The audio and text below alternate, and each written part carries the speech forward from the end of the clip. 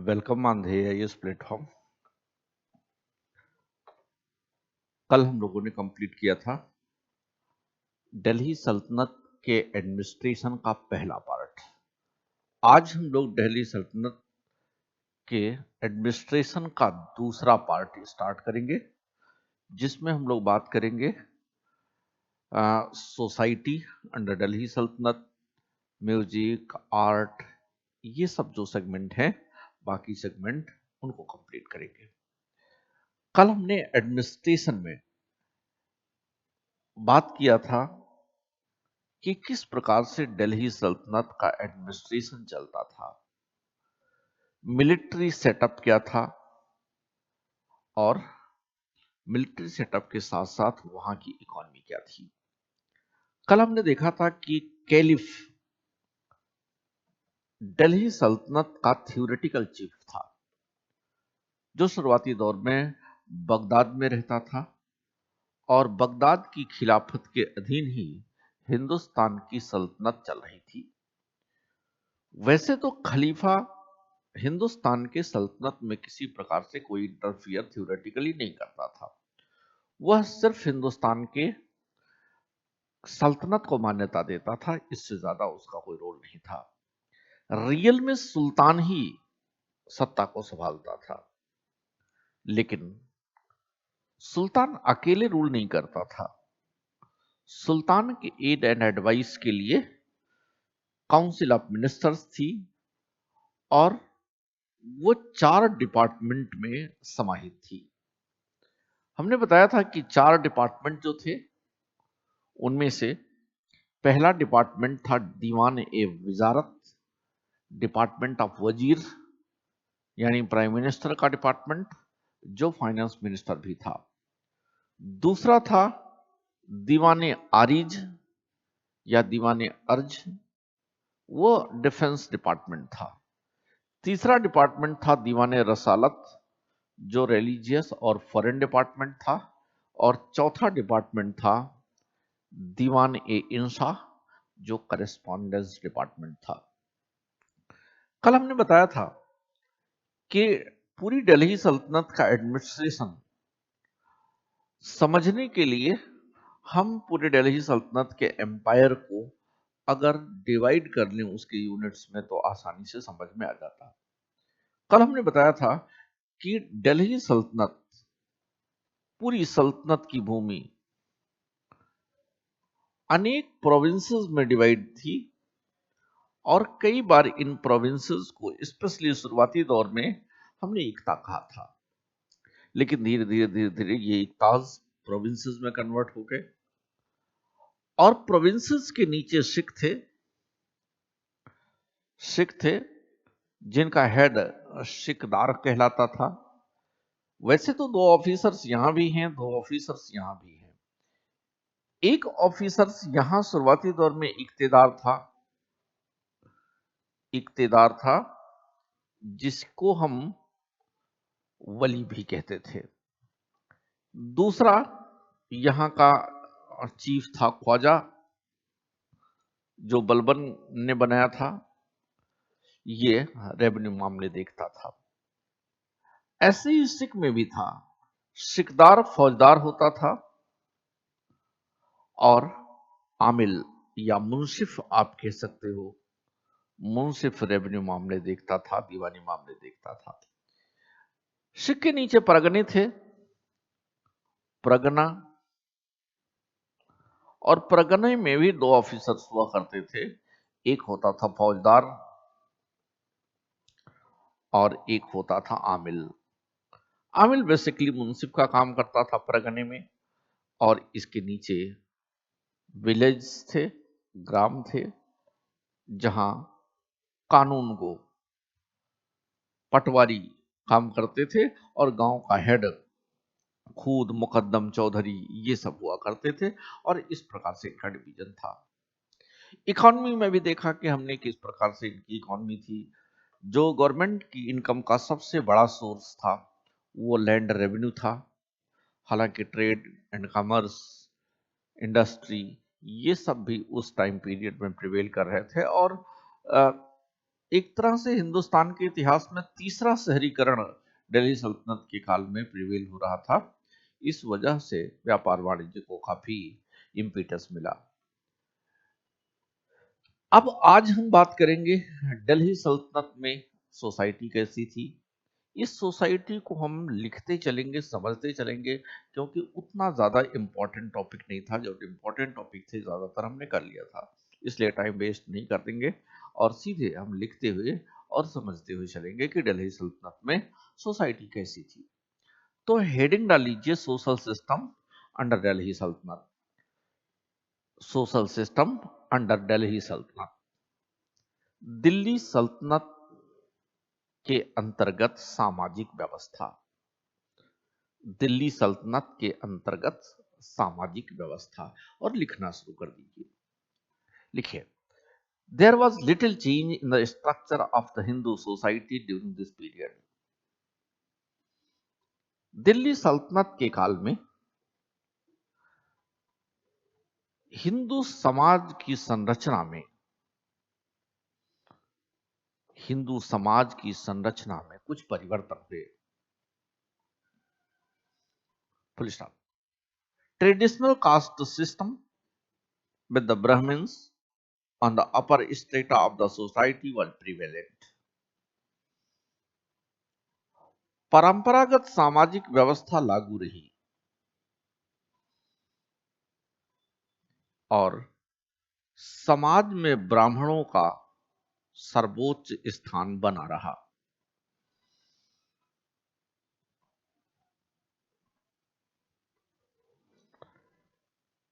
सर्वोच्च स्थान बना रहा। Full stop. The subservient position of women also continued and the practice of sati was widely prevalent. महिलाओं का अपेक्षाकृत निम्नतम स्थान जारी रहा। महिलाओं का अपेक्षाकृत निम्नतम स्थान जारी रहा और सती प्रथा भी समाज में विद्यमान रही।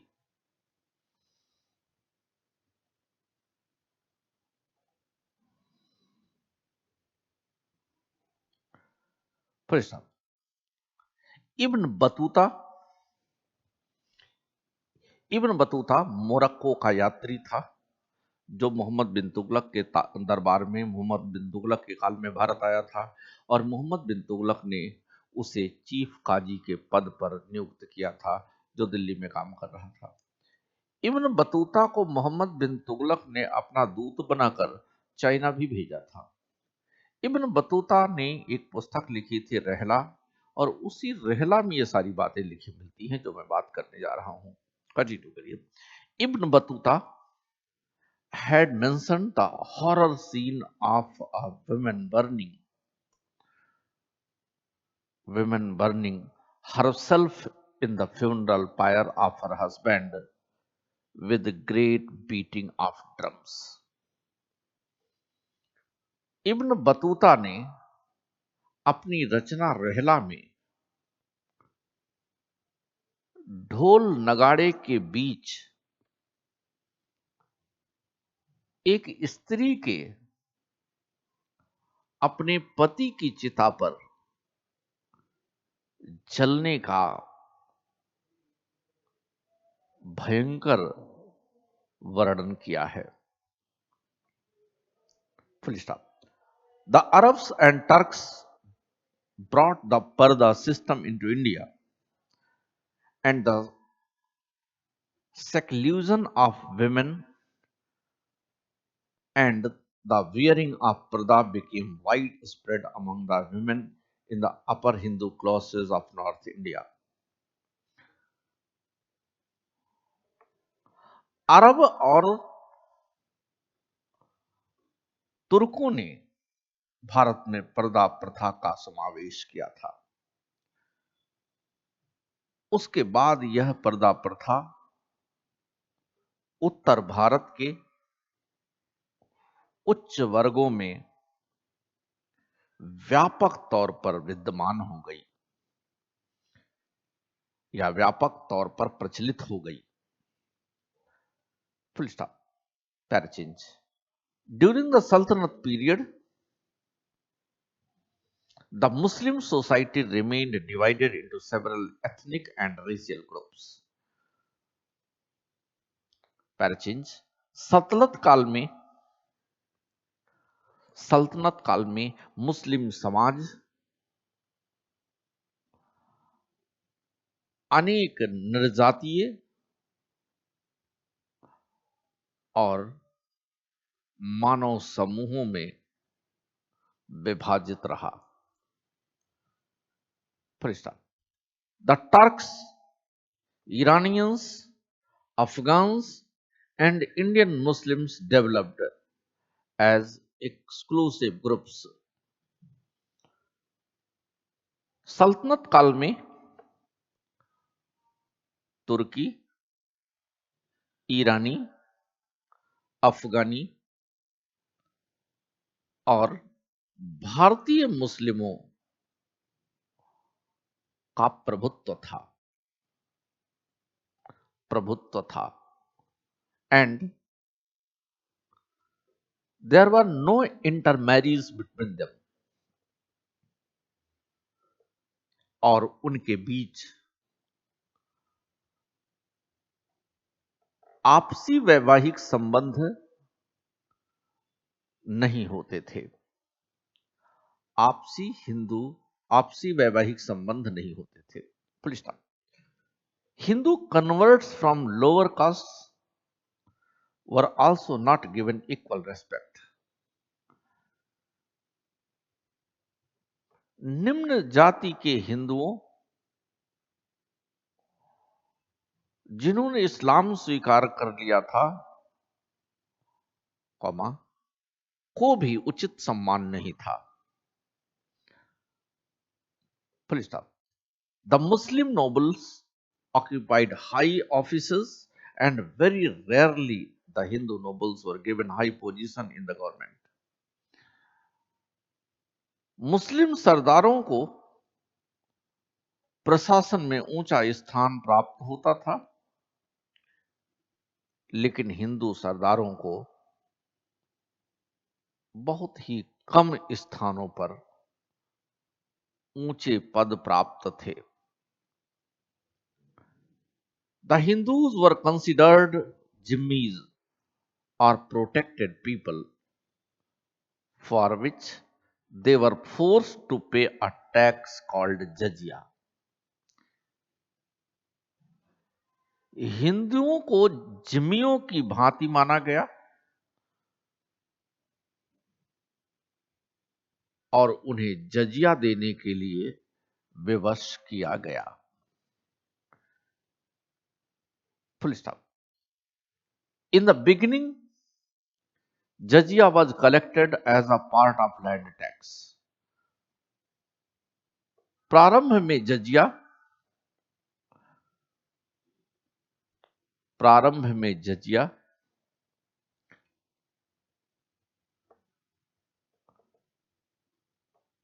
भूमि कर के साथ ही वसूला जाता था। भूमि कर के साथ ही वसूला जाता था।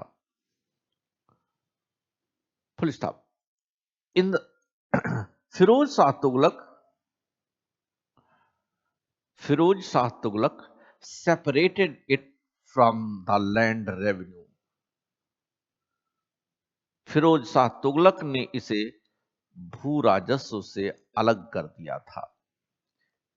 हम आपको बताते चलें कि पहले जजिया और भू राजस्व खराज दोनों एक साथ वसूला जाता था, तब उसे खराजी जजिया कहा जाता था। लेकिन जब फिरोज शाह तुगलक सुल्तान बना तो उसने खराज से जजिया को अलग कर दिया और अलग वसूला जाने लगा। वही बात हम कर रहे हैं। As a separate tax and levied it on Brahmins also. Firoz Shah Tughlaq ने इसे ब्राह्मणों पर भी लगा दिया। इसके पहले ब्राह्मण जजिया कर से मुक्त होते थे, लेकिन फिरोज शाह तुगलक ने हिंदू ब्राह्मणों पर भी जजिया लगा दिया था।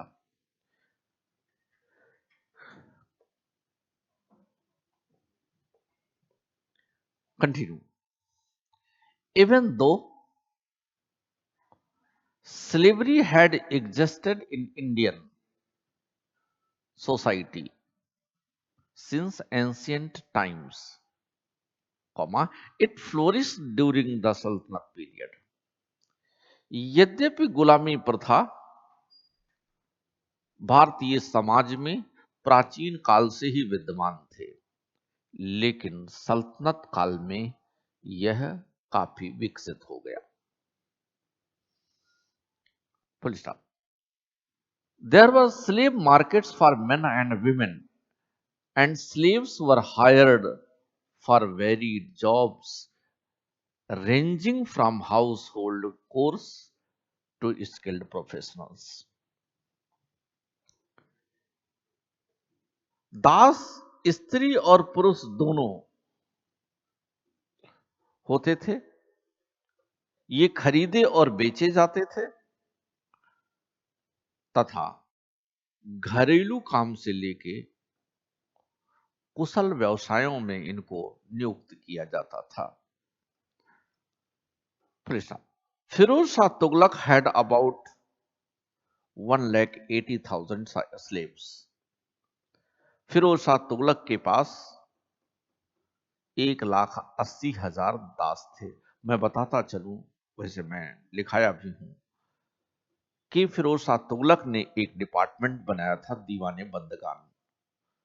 उस दीवाने बंदगान के अंतर्गत 1,80,000 दास खरीदे गए थे और उसी विभाग के द्वारा वो मैनेज किए जाते थे।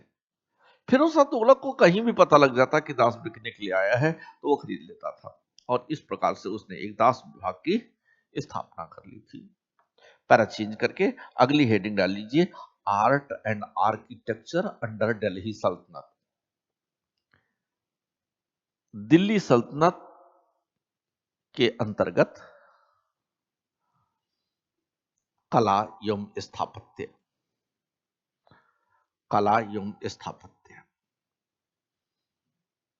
पैरा चेंज करके लिखिए उसमें, कला एवं स्थापत्य में, the art and architecture of Delhi सल्तनत was distinct from Indian style.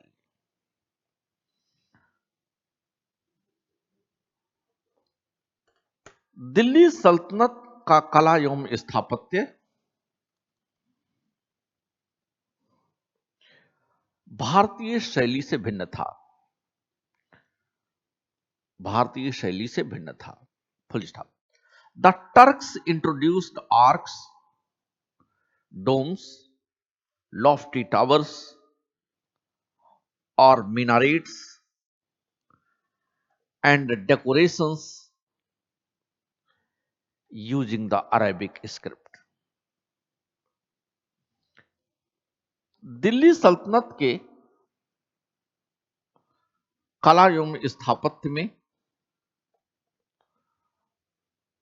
तुर्की प्रभाव अत्यधिक था। Full stop. तुर्कों ने भवनों में मेहराब, गुंबद, बड़ी बड़ी मीनारें और मीनारिकाएं तथा सजावट के लिए सुलेख का प्रयोग किया था, सुलेख का प्रयोग किया था। Full stop.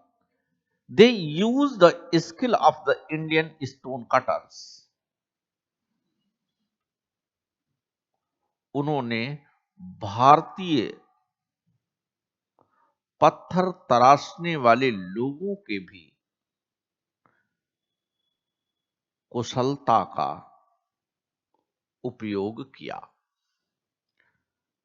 They also added color to their buildings by using marbles, red and yellow sandstones. उन्होंने भवनों में रंग देने के लिए संगमरमर, लाल और पीले बलुआ पत्थर का भी उपयोग किया। लाल और पीले बलुआ पत्थर का भी उपयोग किया। पैरा चेंज करिए। इन the beginning they converted a number of Hindu temples into mosques. Para change. शुरुआती दौर में उन्होंने अनेक हिंदू मंदिरों को मस्जिदों में परिवर्तित किया। फॉर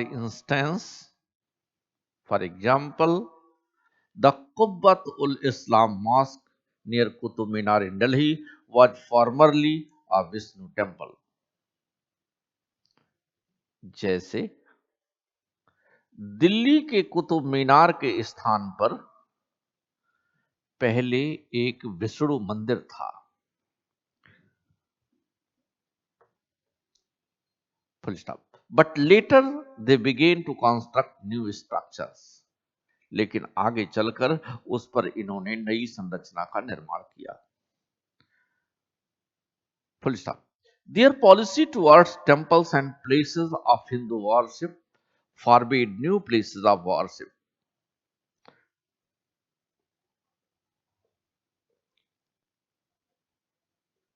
मंदिरों और हिंदू पूजा स्थानों के संदर्भ में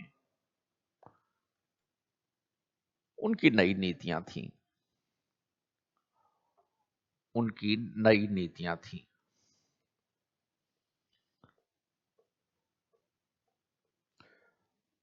उन्होंने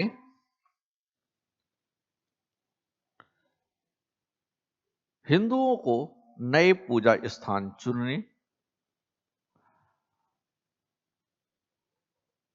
की सलाह दी, but allowed the repair of old temples. हालांकि उन्होंने पुराने मंदिरों के मरम्मत की अनुमति दी थी। Full stop. The most magnificent building of the 13th century was Qutub Minar, which was founded by Qutbuddin Aibak and completed by Iltutmish. 13वीं शताब्दी की सबसे शानदार रचना थी कुतुब मीनार, जिसकी नींव कुतुबुद्दीन ऐबक ने रखी थी तथा इसे इल्तुतमिश ने पूर्ण कराया था। This 71-meter tower was dedicated to the Sufi Sant Khwaja Qutbuddin Bakhtiyar Kaki. 71 metre ऊंची यह मीनार सूफी संत कुतुबुद्दीन बख्तियार काकी को समर्पित था। The balconies of this tower were projected from the main building, and it was the proof of the architectural skill of that period. यह उस काल के उत्तम स्थापत्य कला का उत्तम नमूना था। Full stop.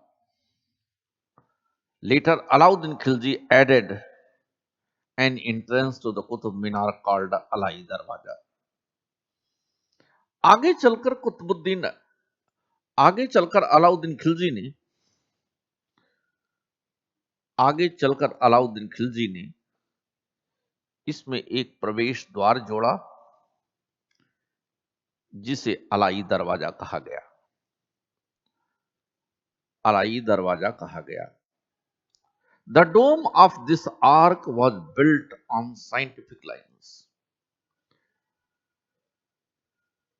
इसके मेहराब की गुंबद अत्यधिक वैज्ञानिक थी। Full stop. Para change. The buildings of the Tughlaq period were constructed by combining arch and dome. Para change. Tughlaq काल के भवन मेहराब और गुंबद मिलाकर बनाए जाते थे। मेहराब और गुंबद मिलाकर बनाए जाते थे। They also used the cheaper and easily available grey color stones.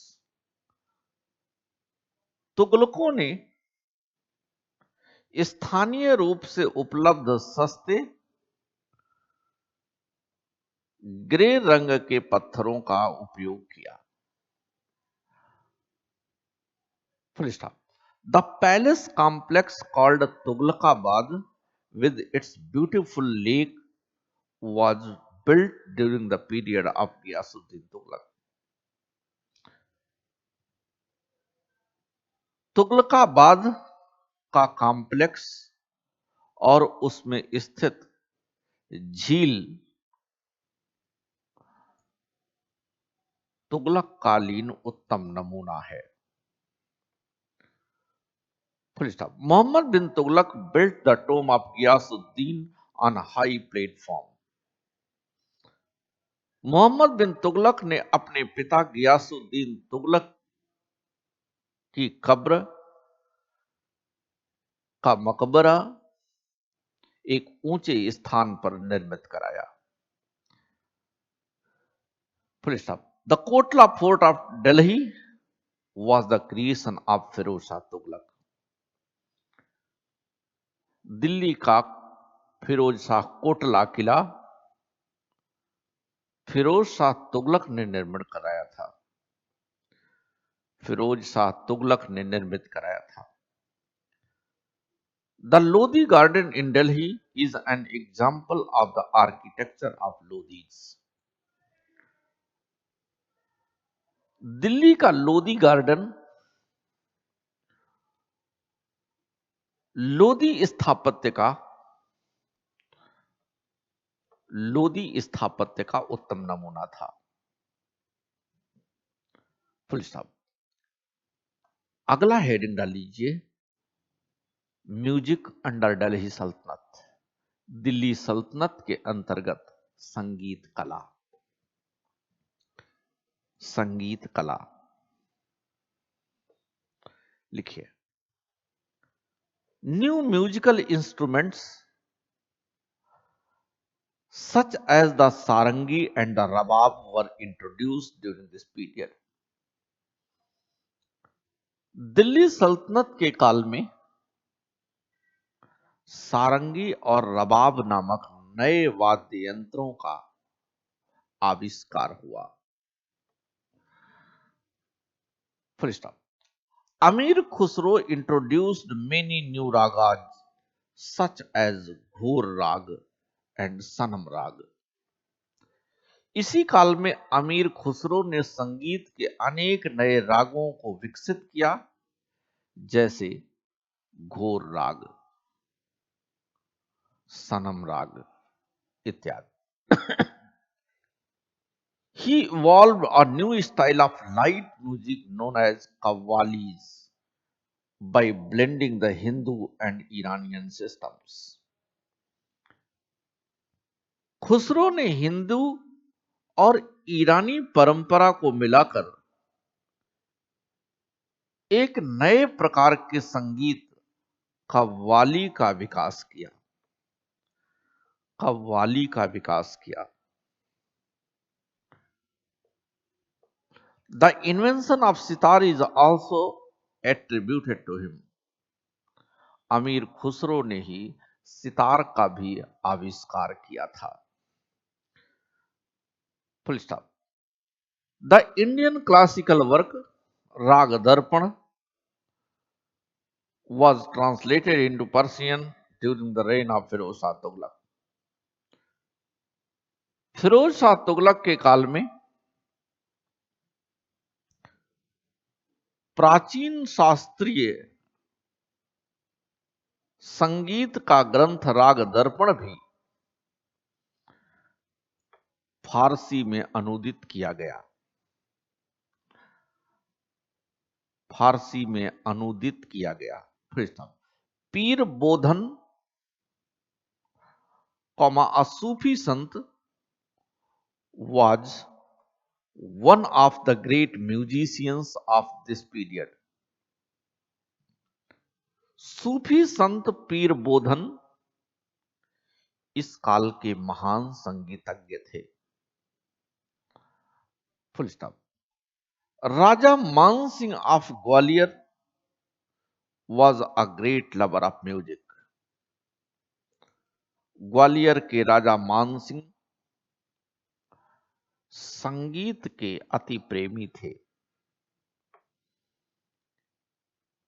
He encouraged the composition of a great musical work called मान कौतूहल। उन्होंने मान कौतूहल नामक संगीत की रचना में महान योगदान दिया।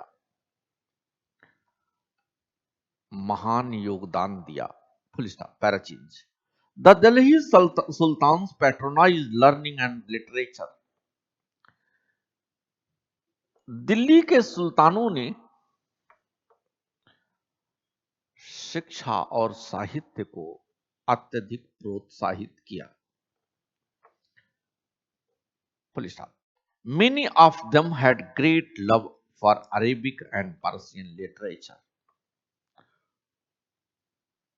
उनमें से अधिकतर अरबी और फारसी साहित्य हैं। Learned men means scholar came from Persia and Persian language got encouragement from the rulers. Iran से अनेक विद्वान आए और फारसी भाषा को दिल्ली के सुल्तानों ने अत्यधिक महत्व दिया। Besides theology, poetry, the writing of history was also encouraged. धर्म शास्त्रों के अलावा इतिहास लेखन पर भी बल दिया गया। Full stop. Some of the sultans had their own court.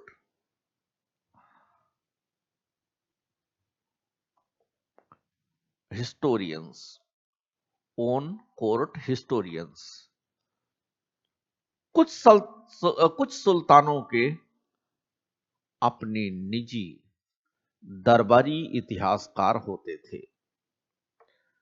The most famous historians of this period were Hasan Nizami, Minhaj Siraj, Ziauddin Barni, and Shams Siraj Afif. Full stop. Hasan Nizami, Minhaj Siraj, Ziauddin Barni and Shams Siraj Afif और Shams Siraj Afif इस काल के प्रमुख इतिहासकार थे।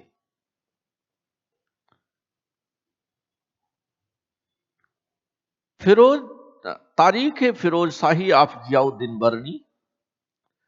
Tarikh Firoz Shahi of Ziauddin Barani contains the history of Tughlaq dynasty. Ziauddin Barani की रचना तारीख फिरोज शाही में तुगलक काल के इतिहास का उल्लेख है। तुगलक काल के इतिहास का उल्लेख है। Full stop. Minhaj Siraj wrote Tabaqat Nasiri, a general history of Muslim dynasties up to 1260 C Common Era. Minhaj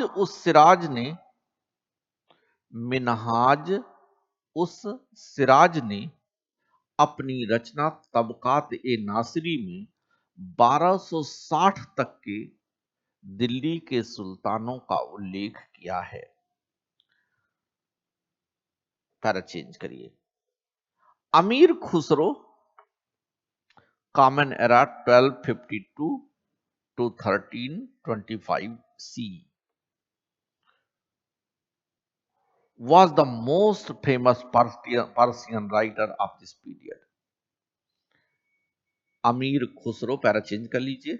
अमीर खुसरो टाइम पीरियड 1252 से 1325, दिल्ली सल्तनत काल के महान फारसी विद्वान थे।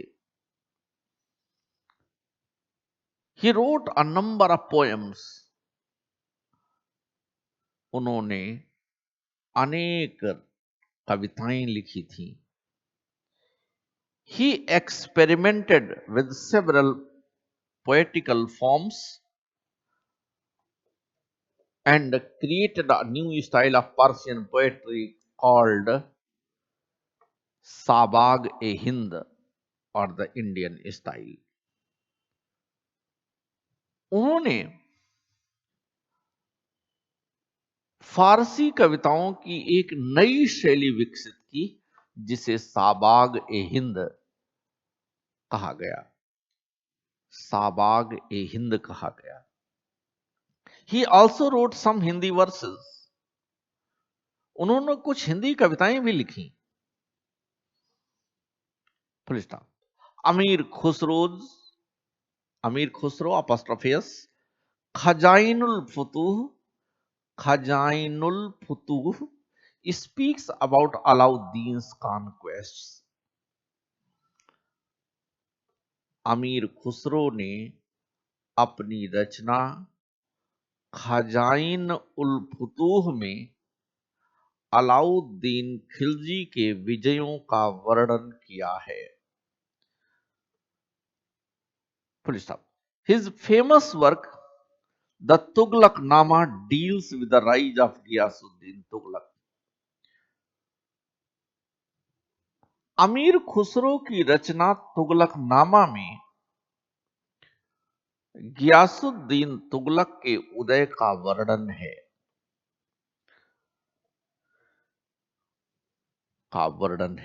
पैराचेंज। Sanskrit and Persian functioned as link language in the Delhi Sultanate.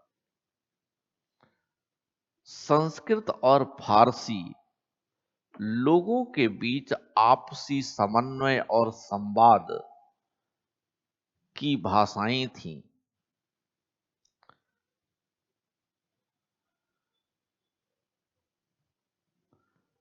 Jiya नक्शबी was the first to translate Sanskrit stories into Persian.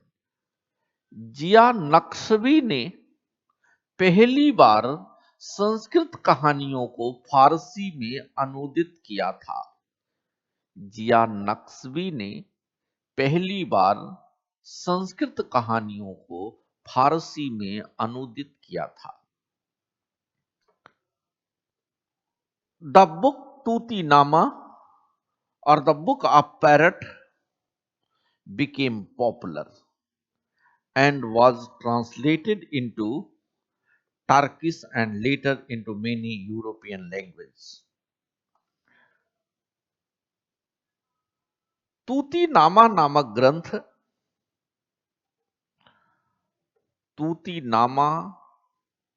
ग्रंथ बहुत ही लोकप्रिय थी। इसे फारसी, तुर्की और तत्पश्चात अनेक यूरोपीय भाषाओं में अनुदित किया गया। Full stop.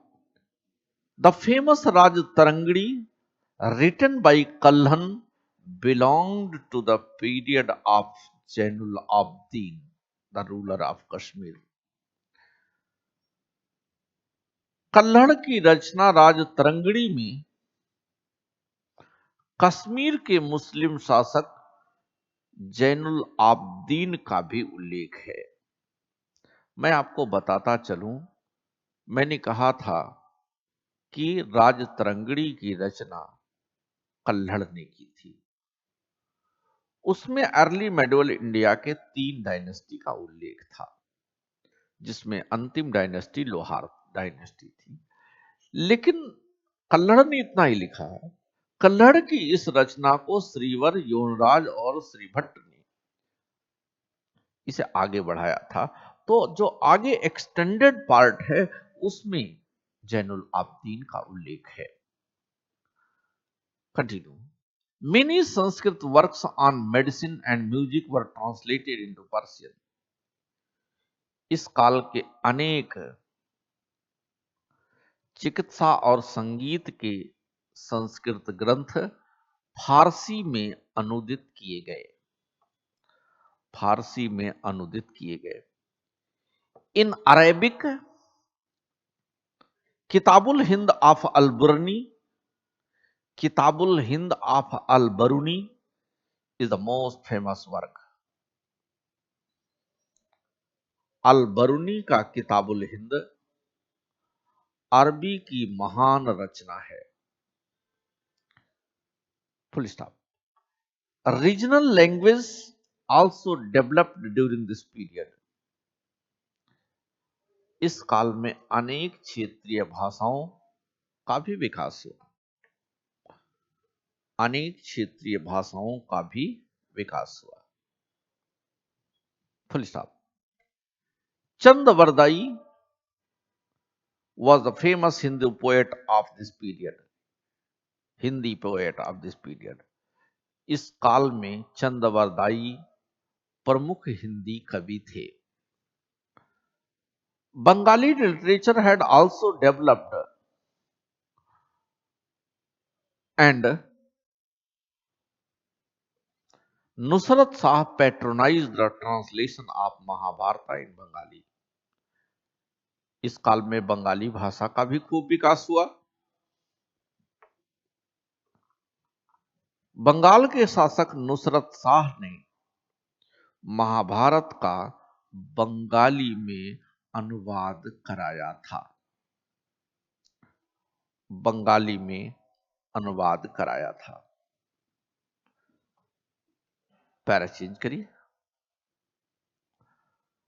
अब कुछ दिल्ली सल्तनत के टर्म्स हैं जो हम यूज करेंगे, उनकी मीनिंग समझेंगे, क्योंकि ये हमारे एग्जाम के लिए बड़े इंपॉर्टेंट हैं।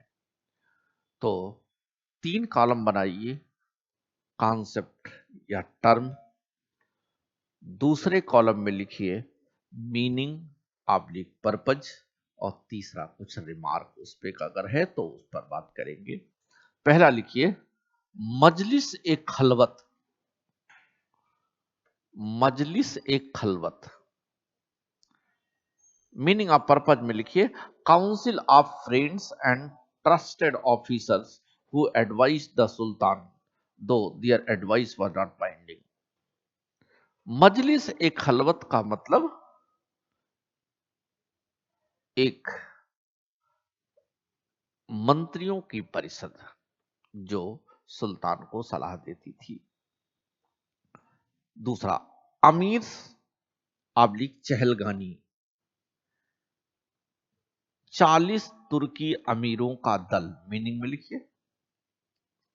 रिमार्क में लिखिए dominant during Iltutmish reign Balban crush their power. Iltutmish के काल में ये सबसे अधिक प्रभावशाली थे, हालांकि बलबन ने इसे समाप्त कर दिया था। किसे? तुर्कान ए चहलगानी को या चहलगानी को। तीसरा टर्म लिखिए दीवान ए विजारत। दूसरे कॉलम में लिखिए वजीर का विभाग जो वित्त मंत्री भी था।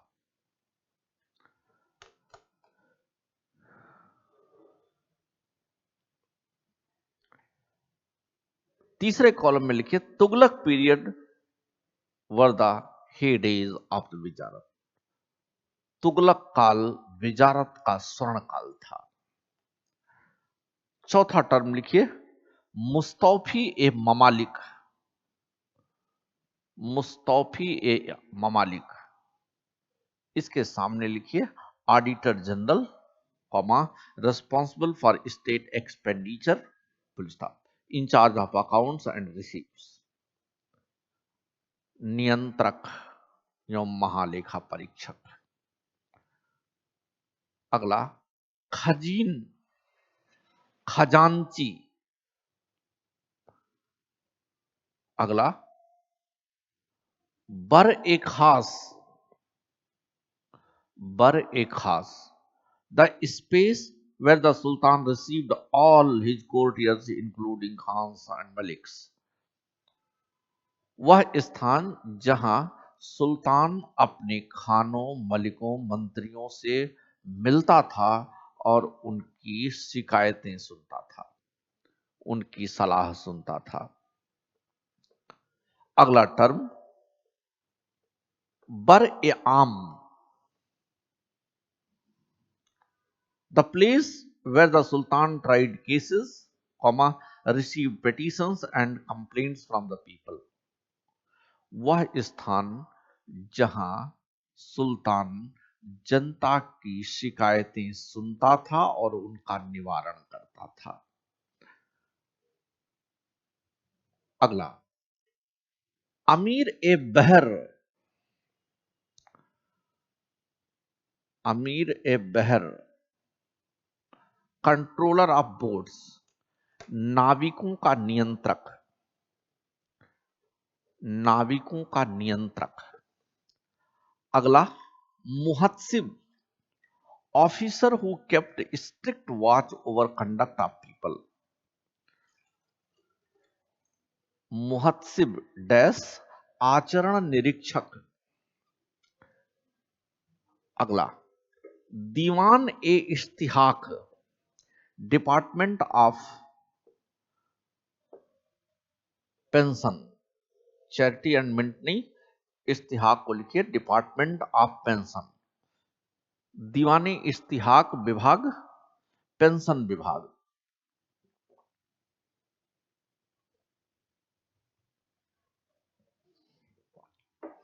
अगला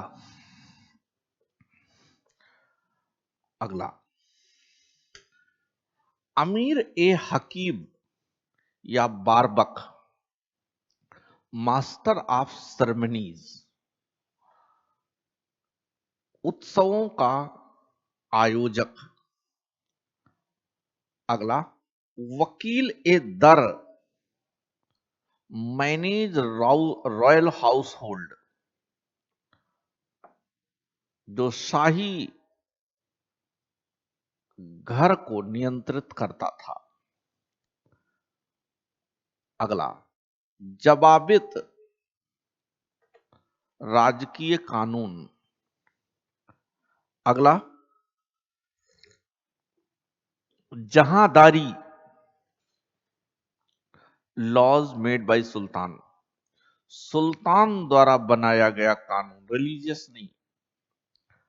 अगला खेत बटाई, खेत बटाई, खेत बटाई का मतलब फसल का खेत में ही, खड़ी फसल को खेत में ही बांट लेना, खेत बटाई। अगला लंग बटाई, without separating grain from chaps, अनाज के बंडलों का सरकार और किसान में बांटा जाना।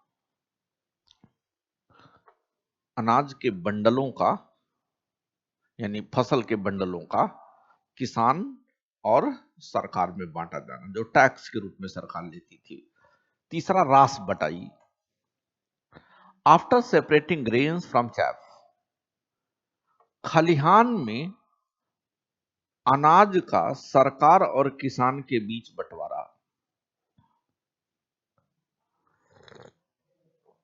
अगला Masahat, on the basis of measurement of land, भूमि के माप के आधार पर कर का निर्धारण, मसाहत। Next umara, plural of amirs, amir means noble और ruling groups in Delhi Sultanate. उमरा अमीर यानी सरदारों का बहुवचन। Next ulema, Muslims of religious learning, उलेमा धर्मगुरु, मुस्लिम धर्मगुरु। अगला jizya, personal and yearly tax on non Muslims, गैर मुसलमानों के ऊपर लगाया जाने वाला कर। अगला मामलुक्स, मामलुक्स स्लेव ऑफिसर्स, गुलाम अधिकारी।